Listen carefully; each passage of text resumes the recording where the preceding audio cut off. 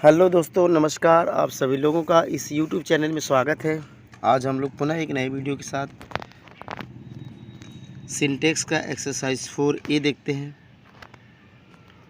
जो कि rules of noun के नंबर से आधारित है, अर्थात वचन एक वचन के बहुवचन है, इस नियम पर आधारित है। आप अगर अब तक नहीं पढ़े तो देख लीजिए, एक्सेलेंट इंग्लिश ग्रामर क्लास 12 की बुक से ये एक्सरसाइज ली गई है। और इसमें क्या रूल्स हैं नाउन के, नंबर के, इसको हम लोग जानेंगे। आइए हम देखते हैं क्या करना है। करेक्ट द फॉलोइंग सेंटेंसेस, अर्थात जो सेंटेंस दिए गए हैं इनको करेक्ट करना है। करेक्ट कैसे किया जाएगा यह आप सेंटेंस देखने के बाद पता चलेगा। लिखा हुआ सबसे first, the news are correct. जो सूचना है वो बिल्कुल सही है, कहा जा रहा है द न्यूज़ आर करेक्ट। सूचना सही है, समाचार सही है। न्यूज़ का मतलब यहाँ समाचार से मतलब है, समाचार सही है। तो क्या समाचार सही है, देखिए ज़रा, क्या वास्तव में सेंटेंस भी सही है? तो आपको पता होना चाहिए कि यहाँ पर लिखा हुआ है न्यूज़, और न्यूज़ हमेशा बहुवचन में ही लिखा जाता है। जैसे हम कहते हैं फिजिक्स, मैथमेटिक्स, न्यूज़, इनिंग्स इत्यादि, ये सारे जो शब्द हैं ये लिखे जाते हैं हमेशा बहुवचन में ही, अर्थात देखने में प्लूरल जैसे ही लगते हैं, लेकिन इनका हम प्रयोग करते हैं वो सिंगुलर में हम करते हैं। अर्थात ये जो न्यूज़ है ये हमारी कौन सी है, सिंगुलर नंबर की नाउन है। ये बात आपको ध्यान देना है कि न्यूज़ क्या है, तो हमेशा ध्यान में रखेंगे सिंगुलर। हमने बोला कि इसके साथ बहुत सारे अभी कौन कौन से ऐसे हैं जो नाउन सिंगुलर में प्रयुक्त किए जाते हैं, तो वो आप नोट करना चाहें तो नोट कर सकते हैं, या फिर आप एक्सेलेंट के ग्रामर बुक में पेज नंबर 107 पे देख सकते हैं। यहाँ पर लिखा हुआ है civics, economics, physics, mechanics, mathematics, news, innings इत्यादि, ये सारे जो भी लिखे गए हैं सब में यस लगा हुआ, देखने में बहुवचन जैसे लग रहा है, लेकिन इनका हम जब यूज करते हैं तो सिंगुलर में करते हैं। अर्थात ये जो न्यूज़ है ये क्या है, सिंगुलर है। जब ये सिंगुलर है तो इसके साथ आर नहीं लगेगा, बल्कि क्या लगेगा, इज लगेगा। अर्थात यहाँ जो आर लगा हुआ है वो इनकरेक्ट है। अब आर को काट दीजिए और यहाँ पर लिख दीजिए इज़, तो क्या हो जाएगा, द न्यूज़ इज़ करेक्ट। सूचना या समाचार सही है। समझ गए? अर्थात न्यूज़ ये एक वचन का नाउन है। क्लियर? चलिए दूसरा, I could not get good mark in English. मैं अंग्रेजी में अच्छे अंक प्राप्त नहीं कर सका। यहाँ क्या गलती है, आई कुड नॉट गेट, यहाँ तक कोई गलती नहीं, बिल्कुल सही है ग्रामर की दृष्टि से। अब यहाँ पर गुड के बाद जो मार्क लगा हुआ है ये गलत है। केवल मार्क लगा हुआ है तो इसका मतलब ये हो जाता है चिन्ह, क्योंकि जब हम अंक लिखते हैं तो आप कभी भी ध्यान देंगे, जो हम अंक लिखते हैं अच्छे अंक, तो हमेशा लिखा जाता है मार्क्स। क्या लिखा जाता है, मार्क्स, क्योंकि अच्छे अंक की बात हो रही है। तो जब भी नंबर पाए होंगे, नंबर बहुवचन में होगा। यदि आप 60 पाए हैं और संतुष्ट नहीं है और कह रहे हैं कि हम अच्छे अंक प्राप्त नहीं किए हैं या नहीं कर सका हूँ, तो इसका मतलब कि आप असंतुष्ट हैं। लेकिन नंबर आपके 1 से ज़्यादा हैं तो वहाँ पर हम मार्क्स से लिखते हैं। अर्थात इस मार्क में हम क्या लगा देंगे, यस लगा देंगे, हो जाएगा marks. I could not get good marks in English, इस तरह से आप कहेंगे। द वेजेज ऑफ सिन और डेथ। वेजेज मान होता है मजदूरी। यहाँ जो वेजेज है किसकी मजदूरी है, आप सिन माने पाप की, पाप की कमाई या पाप की मजदूरी क्या होती है, मृत्यु होती है। मैंने बोला था जब वेजेज शब्द लग जाए तो यहाँ पर आपको सिंगुलर लगाना है कि प्लूरल लगाना है, ये आपको यहाँ से ढूंढना है। यहाँ से अगर ये डेथ एक वचन है तो यहाँ लग जाएगा इज, अगर ये बहुवचन रहता तो यहाँ लग जाता आर। तो डेथ सिंगुलर है इसलिए यहाँ पर क्या हम लगा देंगे, इज। तो हो जाएगा the wages of sin is death. पाप की जो मजदूरी है वो मृत्यु है। तो वहाँ पर हम आर की जगह क्या कर लेंगे, इज कर लेंगे। क्लियर? नेक्स्ट देखिए, 10 ships are grazing in the field. 10 भेड़ खेत में चर रही हैं। तो आपको ध्यान क्या देना है, 10 सही बिल्कुल है, sheeps are grazing in the field. Sentence देखने में सही लग रहा है, लेकिन ध्यान ये देना है कि जो शीप है इसका सिंगुलर या प्लूरल दोनों क्या होता है, शीप होता है। इसमें यस नहीं लगा जाता है। अब ये अपने अर्थ को व्यक्त करने के लिए जो इनके साथ प्रयुक्त वर्ब है उस पर निर्भर करती है। यदि इसकी वर्ब में क्या लगा हुआ है, आर लगा हुआ है, तो ये बहुवचन हो जाएगी। यदि इज लगा रहेगा तो एक वचन। लेकिन इसमें हम यस नहीं लगाएंगे क्योंकि इसका एक वचन और बहुवचन दोनों सिर्फ ही होता है, बस क्रिया कैसे लगी हुई है इससे डिसाइड होता है। यदि लगा हुआ आर तो ये बहुवचन है। यहाँ आप साफ साफ देखते हैं 10 लिखा हुआ है, और जब 10 लिखा हो तो सिप बहुवचन ही होगा। तो 10 sheep are grazing in the field, 10 भेड़ें खेत में चल रही हैं। तो यहाँ सिप यस नहीं लगाएंगे, सिप में यस नहीं जुड़ेगा और इसका बहुवचन बन जाएगा। क्लियर। आइए हम 5वां देखते हैं। The house is under repair, the house is under repairs, घर मरम्मत में है। इसका मतलब घर का कार्य मरम्मत चल रहा है, घर में मरम्मत का कार्य चल रहा है। अर्थात अंडर रिपेयर का मतलब कि रिपेयर हो रहा है। जैसे कहते हैं ना अंडर कंस्ट्रक्शन, निर्माणाधीन, उसी तरह ये भी क्या है, रिपेयर में है। तो ये भी ध्यान देना है कि जो रिपेयर से लिखा रहता है अंडर रिपेयर होता है, इसमें यस नहीं लगता है। तो हो जाएगा the house is under repair. Clear. इसको आप ऐसे कर लेंगे। आइए हम 6ठा देखते हैं। It is a nice poetry, यह एक सुंदर काव्य है। तो आपको जानकारी नहीं है तो जान लीजिए कि कभी भी नाइस पोइट्री के साथ नहीं लगता है, कभी भी जो नाइस है वो पोइट्री के साथ नहीं लगता है। समझ गए। तो या तो आप नाइस को चेंज कर दीजिए या तो फिर पोइट्री को चेंज कर दीजिए। तो आप नाइस के बदले लिख दीजिए या पोइट्री के बदले आप लिखिए poem. It is a nice poem, it is a nice poem कर दीजिए। क्लियर। क्योंकि पोइट्री के साथ नाइस नहीं लगता है तो पोइट्री को हटा करके क्या कर देंगे हम, यहाँ पर क्या कर देंगे, पोएम। अच्छा, आपको ये समझ में आ रहा होगा, हमने पोएम तो कर दिया लेकिन इसके क्या अर्थ निकलेगा। तो देखो, वास्तव में जो पोइट्री होती है वो किसी एक पोएम का, यदि मैं बात करूं तो जैसे एक तरह से इसका अर्थ होता है पोइट्री का मतलब काव्य। तो इसका मतलब ये हुआ कि जिसके माध्यम से कोई कविता लिखी जा रही हो। अर्थात कविता क्या है, एक काव्य का रचनात्मक रूप है कविता, जबकि काव्य क्या है, उसका कंपोजिंग, जैसे आर्ट ऑफ कंपोजिंग या राइटिंग पोएम्स है। पोइट्री क्या है, poetry is the art of writing या कंपोजिंग पोएम। पोएम लिखने या कंपोज करने का कला है पोइट्री। तो इसका मतलब पोइट्री एक ब्रॉड शब्द है, जबकि एक पोएम एक शॉर्ट या स्मॉल शब्द है, कह सकते हैं हम लोग, मतलब जिसका एरिया लिमिटेड है। तो यहाँ पर हम नाइस के बाद हम पोइट्री न लिख देंगे पोएम। तो क्या हो जाएगा, it is a nice poem. यहाँ से हम पोइट्री को हटा देंगे। क्लियर। चलिए, क्योंकि नाइस के साथ पोइट्री नहीं लगता है, ये बात ध्यान दीजिएगा आप लोग। अब हम देखते हैं नेक्स्ट 7वां। योर इन्फॉर्मेशंस आर फॉल्स, तुम्हारी सूचना गलत है। अभी हमने बस जस्ट बताया कि बहुत सारे ऐसे नाउन हैं जिसमें यस लगा हुआ है, लेकिन ये सिंगुलर में प्रयोग होते हैं। कहाँ होते हैं, सिंगुलर में। इसका मतलब तुम्हारी सूचना गलत है। तो जब ये सिंगुलर हो जाएंगे तो यहाँ आर के बदले हम क्या लिख देंगे, is. Your information is false, your information is false, ऐसे कर देंगे। क्लियर। चलिए आइए देखिए आगे। अब हम देखते हैं 8वां। Mumps are dangerous, mumps are dangerous, एक बीमारी है मम्स, वो क्या है, खतरनाक है। तो भले यहाँ पर यस लगा हुआ है क्योंकि एक बीमारी का नाम है, लेकिन यह है सिंगुलर, एक बीमारी का नाम है ना मम्स, तो मम्स इज डेंजरस हो जाएगा, मम्स इज डेंजरस। अच्छा, एक चीज़ गलती और क्या इसमें सुधारनी है कि मम्स एक ऐसी बीमारी है जिसके पहले क्या लगता है, द लगता है। तो हो जाएगा the mumps is dangerous, the mumps is dangerous, इसको ऐसे कर लेंगे। क्लियर। आइए हम देखते हैं 9वां। आई सा 3 डियर्स इन द फॉरेस्ट, मैंने जंगल में 3 हिरन को देखा। तो आपको मैं बता देना चाहता हूँ, सीप, डियर, स्वाइन इत्यादि, इन सब का सिंगुलर और प्लूरल दोनों एक जैसे ही होता है।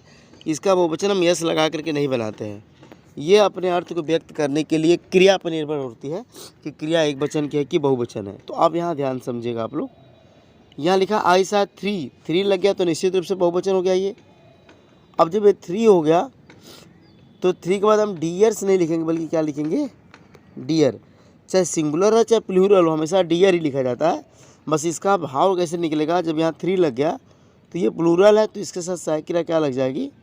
अच्छा यहाँ तो लगाना ही नहीं है। आई सा 3 डियर इन द फॉरेस्ट, बस इतना कर लीजिए। आई सा 3 डियर इन द फॉरेस्ट, मैंने जंगल में 3 हिरन देखा। क्यों? क्योंकि यहाँ पर 3 लगा हुआ है तो इसलिए इसका अर्थ निकलेगा बहुवचन में, लेकिन लिखा जाएगा हमेशा डियर। इसका यस अगर आप लगा देंगे तो ये गलत हो जाएगा। क्लियर? चलिए नेक्स्ट देखते हैं। Full many flowers are born to blush unseen.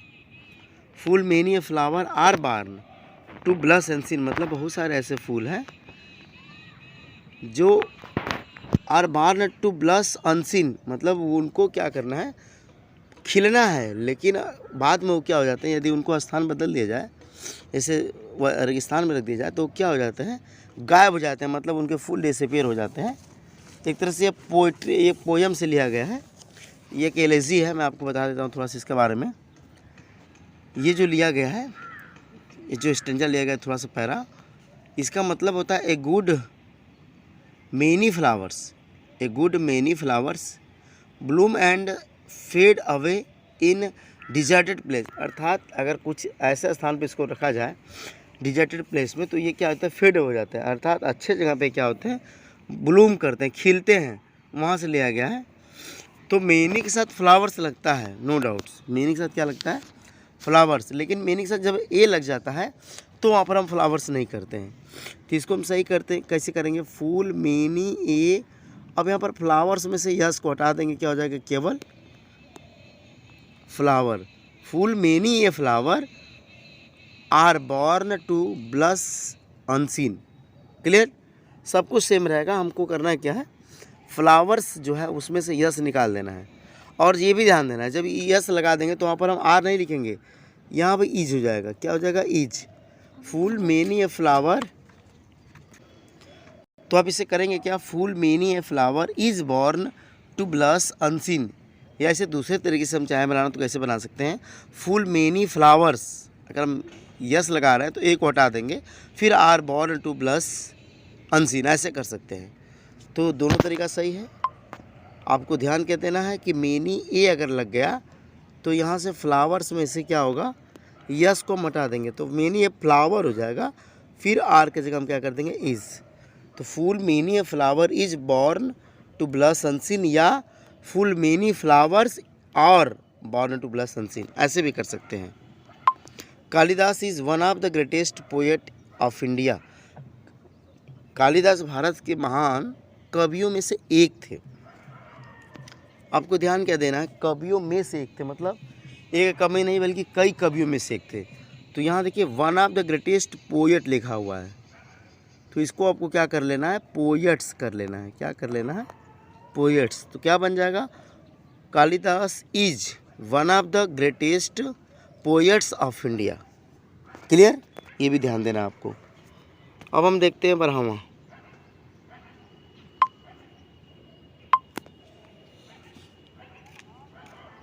Brahma क्या करना है, हिज पोएट्रीज आर मिस्टिक, उसकी काव्य रहस्यमयी हैं। तो पोइट्रीज नहीं लिखा जाता है, क्या होता है, पोइट्री। यहाँ पर एक गलत दिया हुआ है, तो आपको करना है क्या है, जहाँ पर आप पोइट्रीज लिखे इसको आप कर लीजिए पोइट्री, हिज पोइट्री। फिर आप क्या करेंगे, पोइट्री लिखने के बाद इज कर लेंगे, his poetry is mistake. Clear? तो पोइट्री में से यह हटाइए, अर्थात इसको पे लिख दीजिए पोइट्री इज लगा दीजिए इसके साथ, his poetry is mistake. Clear? इसको आप ऐसे कर लेंगे, उसकी जो काव्य है या कविताएं कह लीजिए रहस्यमयी है। क्लियर? आइए आगे देखते हैं हम लोग। Next, some thief has entered my house. कुछ चोर मेरे घर में घुस गए हैं। 13वां वाला देखते हैं हम लोग। तो देखिए इसको हम बनाते कैसे हैं। जो थीफ है, जब सम की बात चल रही है, सम का मतलब ये हुआ कि कुछ माने चोर एक से ज़्यादा होंगे, तो निश्चित रूप से थीफ जो होगा वो क्या हो जाएगा, थीफ्स, THEIVES। तो सम थीप्स कर लीजिए इसको, हम जहाँ थीप लिखे थे इसको थीप्स कर लीजिए, और जो हैज लिखे थे इसको कर लीजिए हैव। तो हो जाएगा some thieves have entered my house. कुछ चोर मेरे घर में घुस गए। तो थीप्स करिए और हैव कर लीजिए। क्लियर। अच्छा, इसका सम का मतलब कोई भी अर्थ निकलता है, सम का अर्थ कोई भी निकलता है। अगर हम यहाँ कोई अर्थ निकालें तो इसमें इम्प्रूवमेंट की आवश्यकता ही नहीं है। Some thief has entered my house, कोई चोर मेरे घर में घुस गया है। अगर इसका अर्थ ये हम निकालें तब कोई का, लेकिन यहाँ अगर हम निकाल रहे हैं कुछ चोर घुस गए, तो सम के बाद हम थीप में क्या कर लेंगे, बहुवचन मिलाएंगे तो हो जाएगा thieves. Some thieves have entered my house, ऐसे कर लेंगे। अब हम आगे देखते हैं, चलिए। ही बॉट 3 सोप्स, उसने 3 साबुन खरीदा। यहाँ देखिए सोप से मतलब है। अच्छा, हालांकि देखने में वाक्य आपको बिल्कुल सही लग रहा है कि भाई 3 लगा है तो सोप में यस लगता है, सोप से बनता है इसका। लेकिन जो 3 शब्द लगा हुआ है और अगर हम सोप से लिख देते हैं तो इसका मतलब ये हो जाता है कि एक तरह की 3 साबुन या डिफरेंट टाइप्स ऑफ 3 साबुन। इसमें ये पता नहीं चल पा रहा है कि कौन है, क्योंकि इसका अर्थ होता है एक जैसी 3 साबुनें या अलग अलग 3 साबुनें, दोनों सही है। लेकिन आपको पता होना चाहिए सॉप का मतलब क्या होता है। जैसे मैंने 3 पीस लिया, 3 टिकिया लिया, तो उसके लिए हम क्या इस्तेमाल करते हैं, सोप के साथ। ज़्यादातर बेटर माना जाता है कि आप वहाँ पर यूनिट का इस्तेमाल करिए या फिर आप केक का इस्तेमाल करिए। 3 केक्स ऑफ सोप, क्योंकि यहाँ पर हम सोप में फिर अब यस नहीं लगाएंगे, 3 केक हम कर लेंगे। 3 केक, इसमें यस लगा देंगे तो 3 केक्स ऑफ सोप ऐसे लिख सकते हैं। ये ओल्ड हो चुका है। 3 केक्स जो टिकिया है ये ओल्ड हो चुकी है। अब मॉडर्न में क्या कहा जा रहा है, 3 बार्स ऑफ सोप। सीधे सीधे हम कह सकते हैं बार। तो आप यहाँ केक लिखिए चाहे बार्स लिखिए, 3 बार्स ऑफ सोप या 3 केक्स ऑफ सोप। या अगर आप डायरेक्ट लिखना चाहो तो 3 सोप बार्स कर सकते हो, लेकिन केवल 3 सोप से लगाओगे तो वो गलत हो जाएगा।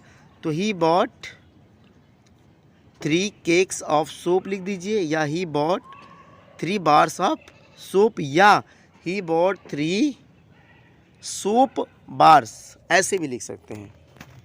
क्लियर। इसको आप लोग ऐसे कर लेंगे। चलिए आगे।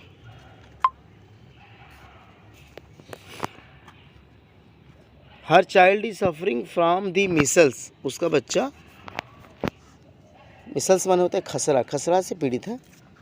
तो her child is suffering from, यहाँ तक तो कोई दिक्कत नहीं है। फ्रॉम द मिसल्स, इस सेंटेंस में जो ग्रामेटिकली एरर क्या है उसको ढूंढना है। टेंस के हिसाब से ये सही है। आपको ध्यान क्या देना है, फ्रॉम दी मिसल लिखा हुआ है। भले यह एक ही बीमारी है लेकिन हमेशा लिखा जाता है इसमें यस, मिसल्स होता है। तो यहाँ आपको क्या कर लेना है, यस बढ़ा देना है।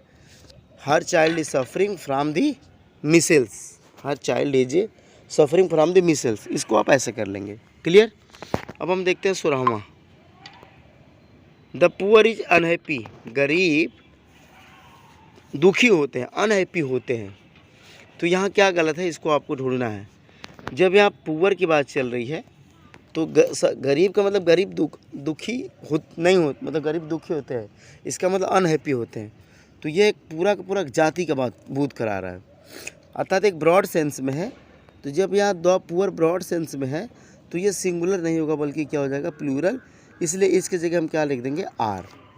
दी पुअर आर अनहैप्पी, गरीब दुखी होते हैं, तब ये सही होगा। क्योंकि एक लोगों की बात यहाँ नहीं हो रही है, एक तरह से कॉमन नाउन की तरह कार्य कर रहा है। क्लियर। सभी गरीबों की बात चल रही है। माई ट्राउज़र आर डर्टी, मेरे ट्राउज़र क्या है, गंदा है। इस वाले सेंटेंस में क्या है, ज़रा ध्यान से आप लोग समझिए।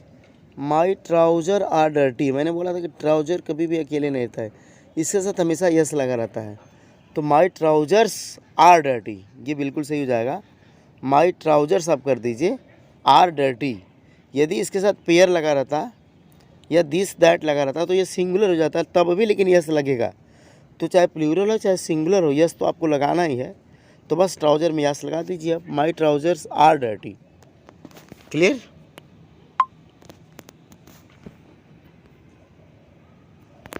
अब देखिए 18वां, Ashok pencils colour is red. Ashok के पेंसिल का रंग लाल है। तो यहाँ पर डबल एपस्ट्रॉफी एस दिया हुआ है और एक रूल्स है ये। अगर आप देखेंगे पसेसिव केस की अगर मैं बात करूँ तो एक डबल रूल्स है तो मतलब एक साथ डबल क्या होता है, एपस्ट्रॉफी हम यस का प्रयोग नहीं करते हैं। समझ गए? तो इसको हम कैसे बनाएंगे आगे हम देखते हैं। चलिए ध्यान समझिएगा। अगर यही रहता कि दो अलग अलग व्यक्तियों की बात थी तब तो हम क्या करते, दोनों में लगाते। लेकिन अशोक की पेंसिल की मतलब रंग, पेंसिल, अशोक के पेंसिल का रंग लाल है, अर्थात एक ही व्यक्ति की बात चल रही है, अशोक के पेंसिल की। तो इसको हम बनाएंगे कैसे, ध्यान से आप लोग समझने का प्रयास करिएगा। तो हम लिखेंगे the colour of Ashok's pencil, the colour of Ashok's pencil. फिर हम लिख देंगे आराम से इज रेड, अशोक के पेंसिल का रंग लाल है। तो इसको हम कैसे लिखेंगे, the colour of Ashok's pencil is red. यहाँ पेंसिल के बाद जो यस लगा हुआ है यहाँ पर हम दो बार नहीं लगाएंगे। कैसे बनाएंगे, द कलर ऑफ अशोक, फिर अपस्ट्रॉफी यस लगाइए, pencil is red, the colour of Ashok's pencil is red. Ashok के पेंसिल का रंग लाल है। क्लियर? आइए हम देखते हैं 19वां, इज योर सीजर्स डल। क्या तुम्हारी कैंची डल है, मतलब चोक नहीं है। तो इसको हम कैसे बनाएंगे आइए देखते हैं। सीजर की बात चल रही है, कैंची की बात चल रही है, और जहाँ भी कैंची शब्द आ जाए ये हमेशा यस लगा रहता है, सीजर्स होता ही है, इसमें कोई डाउट्स नहीं है। इज योर सीजर्स डल, तो सीजर्स तो रहेगा ही। अब इसमें सुधार क्या करने की आवश्यकता है कि अगर पेयर नहीं लगा, दिस दैट नहीं लगा, तो ये हमेशा बहुवचन में प्रयोग होते हैं। तो आपको क्या देना, योर सीजर्स लिखा हुआ है, लेकिन यहाँ पर दिस दैट या किसी तरह का पेयर का इस्तेमाल नहीं किया गया है। तो यहाँ पर हम दिस को क्या कर लेंगे, चेंज कर देंगे, हो जाएगा आर। यहाँ पर क्या हो जाएगा, आर, क्योंकि ये इसका बहुवचन हो जाएगा। तो आर योर सीजर्स डल, क्या तुम्हारा सीजर्स मन कैंची डल है। इसको ऐसे बनाएंगे। क्लियर? तो इसकी जगह आर कर लीजिए। He has broken the chairs leg, उसने कुर्सी के पैर को तोड़ दिया है। तो आपको पता है कि एपस्ट्रॉफी यस निर्जीव के लिए नहीं लगता है, सजीव के लिए लगता है। तो इसको हम बनाएंगे कैसे, ध्यान से समझिएगा। आइए, तो उसने तोड़ा है, ही हैज़ ब्रोकन, तो इसको तो हम लिखेंगे ही हैज़ ब्रोकन। ब्रोकन लिखने के बाद हम क्या करेंगे, the legs of chair, chair के पैरों को तोड़ा है। तो कैसे बन जाएगा, ही हैज़ ब्रोकन, फिर हम लिखेंगे द लेग्स ऑफ चेयर, कुर्सी के पैरों को उसने तोड़ा है। तो क्या हो जाएगा, he has broken the legs of chairs. Clear? तो हाँ, लेग्स आप फिर चेयर दोबारा नहीं लिखेंगे। जब आपने लेग्स लगा दिया तो चेयर लिखने के बाद यस इसमें नहीं लगेंगे, ध्यान रहे। He has broken the legs of chair, ऐसे करेंगे। आइए हम देखते हैं 21वां, 21 देख लेते हैं। Do not take notice of his advice, उसकी सलाह पर ध्यान मत दो। Do not take notice of his advices, यहाँ लिखा एडवाइसेस, ध्यान समझिएगा। जो यहाँ पर एडवाइसेस लिखा हुआ यही यहाँ पर गलत लग रहा है। अब इसको आप लोग सही करिए कि क्या सही होता है। मैंने बोला था जो एडवाइस लिखा जाता है तो इसमें हम यस नहीं लगाते हैं। अगर इसका बहुवचन का भाव निकालना होता है तो पीसेज ऑफ एडवाइस लिखते हैं हम लोग। क्लियर? या हम कह सकते हैं अलॉट ऑफ एडवाइस भी कर सकते हैं, या पीसेस। लेकिन यहाँ पर दिया है कि हिज एडवाइसेस, तो एडवाइस को हम क्या कर लेंगे, हटा देंगे और लिख देंगे केवल advice. Do not take notice of his advice, do not take notice of his advice. अच्छा, इस तरह का आप एग्जाम्पल देख सकते हैं जहाँ पर लिखा हुआ है नोटिस ऑफ, देखिए ध्यान से क्या लिखा हुआ है, नोटिस ऑफ हिज, तो फिर वहाँ पर एडवाइस सिंगुलर में हो जाता है। और सिंगुलर में होगा तो क्या हो जाएगा, आपको क्या दे देना है, एडवाइस लिख देंगे। क्लियर। चलिए आगे देखते हैं हम लोग।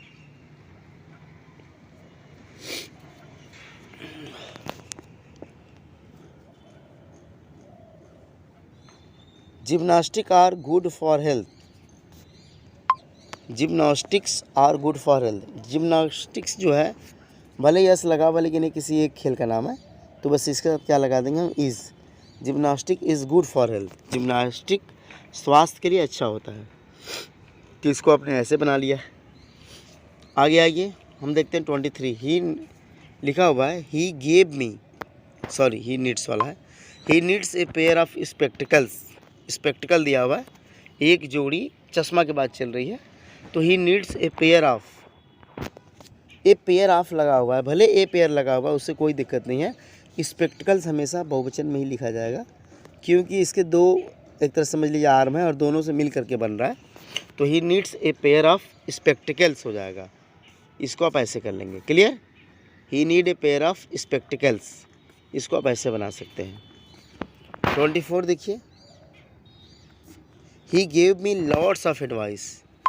He gave me lots of advice, उसने मुझे बहुत सारी सलाह दी। तो अभी आपने देखा कि एडवाइस जो शब्द है इसका हम यस नहीं लगाते हैं, तो क्या लिखा जाता है, एडवाइस ही लिखा जाता है। अब इसको बहुवचन का अर्थ निकालने के लिए हम क्या करते हैं, इसमें ध्यान समझिएगा, जो लॉट से लिखा हुआ है वहाँ पर हम ए लॉट कर देते हैं।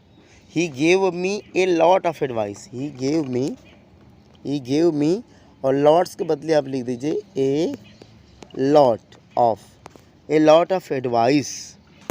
या अगर आप चाहें तो इसे दूसरे तरीके से लिख सकते हैं, he gave me many pieces of advice. Many pieces of advice ऐसे भी लिख सकते हैं, अर्थात एडवाइस में यस नहीं रहेगा।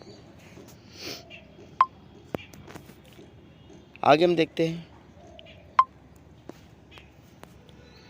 25। Light travel faster than sound. Light आवाज़ से तेज़ यात्रा करती है, ट्रेवल करती है, चलती है। तो यहाँ लाइट, इसका हम हिंदी अर्थ निकालेंगे तो क्या हो जाएगा, प्रकाश ध्वनि से तेज़ चलती है। तो जब प्रकाश की बात होगी तो यहाँ पर केवल लाइट रहेगा। यस इसमें से हटा देंगे, लाइट ट्रेवल्स फास्टर देन, और यहाँ साउंड में से भी यस हटा देंगे तो हो जाएगा light travels faster than sound. दोनों में से यस को हम हटा देंगे। अब हम देखते हैं next 26। All the furnitures in my room are broken. मेरे कमरे में सभी फर्नीचर्स टूटे हुए हैं।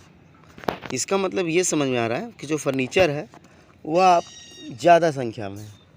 अब फर्नीचर का जो बहुवचन बनता है वो यस लगा के नहीं बनता है, क्योंकि एनसीईआरटी में आप अगर देखेंगे एक्सीलेंट की बुक, तो उसमें दिया हुआ है कि कुछ जो होते हैं नाउन्स जिनका प्लूरल नहीं बनता है वो सिंगुलर में ही प्रयुक्त होता है, लेकिन अगर प्लूरल का भाव प्रकट करने के लिए उसके साथ हम लगाते हैं पीसेज ऑफ फर्नीचर, तो हम क्या करेंगे, इसमें जो फर्नीचर्स है इसमें से यस हटा देंगे और बहुवचन का भाव प्रकट करने के लिए हम लिख देंगे पीसेज ऑफ फर्नीचर। तो all the pieces of furniture in my room are broken. इसको ऐसे कर लेंगे, क्या कर लेंगे, ऑल दी फर्नीचर जो दिया हुआ है फर्नीचर्स में से यस हटाते हैं, लेकिन उसके पहले हम लिखेंगे पीसेज ऑफ फर्नीचर। तो all the pieces of furniture in my room are broken, ऐसे कर लेंगे। फर्नीचर में से यस हटा देंगे और बहुवचन बनाने के लिए क्या कर देंगे, हम पीसेज ऑफ फर्नीचर लगा देंगे। तो हो जाएगा all the pieces of furniture in my room are broken. इसको ऐसे कर लेंगे। अब हम देखते हैं 27। The poet and a scholar और date. The poet and a scholar, आपको पता है ग्रामर का रूल्स है सिंटेक्स में कि जो द लगा हुआ है, यहाँ पर देख सकते हैं the poet and scholar are dead. जब द एक बार लगा हो तो यहाँ एक व्यक्ति की बात चलती है, जब द दो बार लगा रहता है तो दो व्यक्ति की बात चलती है, लेकिन द एक ही बार आया हुआ है, केवल पोएट के पहले आया हुआ है, स्कॉलर के पहले नहीं आया हुआ है। इसका मतलब एक व्यक्ति है, जब एक व्यक्ति होगा तो यहाँ आर की जगह हम क्या कर लेंगे, is. The poet and a scholar, अर्थात जो कवि था वही स्कॉलर भी था और मर गया। The poet and scholar is dead, इसको आप ऐसे कर लेंगे। क्लियर। अब हम देखते हैं 28, जल्दी ख़त्म करते हैं हम लोग।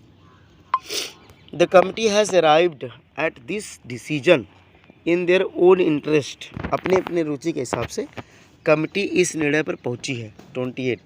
तो इसको हम क्या बनाएंगे, यहाँ जब कमिटी बात चले कि नहीं एक मत हो, एक डिसीजन दे रही हो, तो वहाँ पर हम क्या करते हैं, हमेशा इसको हम एक वचन के रूप में प्रयोग करते हैं। लेकिन जब ये लगे कि नहीं ये जो कमेटी है वो अलग अलग निर्णय दे रही है और अलग अलग मत में बटी हुई है, तो वहाँ पर उसको प्लूरल की तरह करते हैं। जहाँ पर सिंगुलर की तरह प्रयोग होगा तो हो जाएगा द कमिटी हैज़ अराइव्ड। तो इसका क्या बना लेंगे हम लोग, the committee has arrived at this decision in their. अब यहाँ ध्यान नहीं देना आपको, यहाँ जो समझने वाली बात है वो क्या है कि अगर हम देखिए यहाँ पर अगर हमने हैज़ लगा दिया तो हमने मान लिया कि एक तरह से पूरा संयुक्त है, कमेटी एक वचन की तरह कार्य कर रही है। तो वहाँ पर हम क्या करते हैं, यहाँ देयर न लिख के क्या लिख देते हैं, इट्स। क्या हम लिखते हैं, इट्स। अगर यहाँ हैज़ की जगह यहाँ अगर आप हैव कर लेते प्लूरल की तरह तो यहाँ इट्स का हो जाता है देयर, लेकिन हमने हैज़ लिखा तो यहाँ पर क्या हो जाएगा, इट्स। तो क्या बनेगा, the committee has arrived at this decision in its own interest. इसको ऐसे बनाएंगे। अगर इसी को हम हैव कर देते हैं, the committee have arrived at this decision, तो वहाँ इन देयर हो जाता, इन देयर ओन इंटरेस्ट। तो क्या आपको लग रहा है कि यदि हमने यहाँ पर हैज़ किया तो इट्स, अगर यहाँ पर हमने प्लूरल कर दिया हैव कर दिया तो हो जाता देयर। तो ये बात आपको ध्यान देनी है। तो यहाँ कैसे बन जाएगा, the committee has arrived at this decision in its own interest. अपने अपने रुचि के हिसाब से इस डिसीजन पर पहुंची है कमेटी।